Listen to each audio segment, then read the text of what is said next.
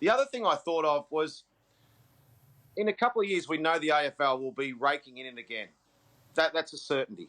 We know that.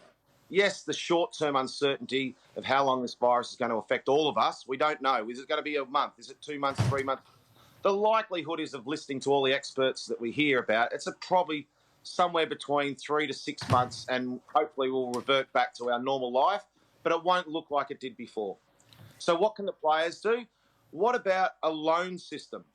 I was thinking about this. Can the players say, we'll take a base amount, whatever that figure is, 75, 100, 125, because some of these young kids, $75,000 is all they've got. And that's a lot of money. But some of the other guys are on huge contracts. It isn't as much money. So how do you find that balance? So what about a loan system where all the players might say, we'll take our base number, whatever that figure is that everyone can determine and what is fair. And then above that, you can have it all. All the coaches, all the players, everyone, you can have it all, the AFL, but we want it paid back in 3 years' time in instalments.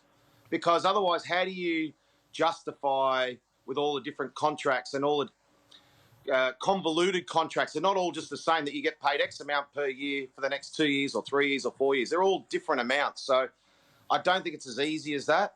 I hope that the players and Paul Marsh come together. And it's not about, looking after their own. It's about all coming together. And we've got to all come together and say, okay, what's the goal? And then you work backwards from there. The goal is to keep the AFL strong and healthy for a long period of time. And if you can do that and you all work towards that, then I think you'll come out with the right answer. But a loan system, to me, is something that I think could be worthwhile or worth exploring. Well, I think that's definitely a path that the players will want to go down, is of trying to find a way to recoup. And we know there's a lot of restraint of trade on players and protected partners, so maybe a lot of those things can open up down the track for the players to be able to get some back. Mate, do you look at cricket and the fact that we've basically finished the summer of cricket? I know the Sheffield Shield was interrupted, and think, wow, as a sport, we've, particularly in this country, dodged a bit of a bullet with the timing. Yeah, well, look, I mean, the cricket was very lucky, just to fit in the Women's World Cup, which some of the scenes that we all saw at the MCG and the World Cup final were, some of the best pictures we've seen for a long, long time in sport. They were very moving, and congratulations to the girls that won. So we're lucky that it's summer sport. The other thing is we're coming into winter now, so this is when the flu season hits as well. Then you've got the coronavirus and everything else. So it's a really tough time. We're very lucky in the cricket.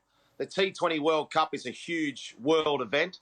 It's a global event, and that's going to happen in October. I don't think that'll change unless this coronavirus goes on for a period of time. But I think and hope, fingers crossed, that we're all sort of back to sort of normal since then.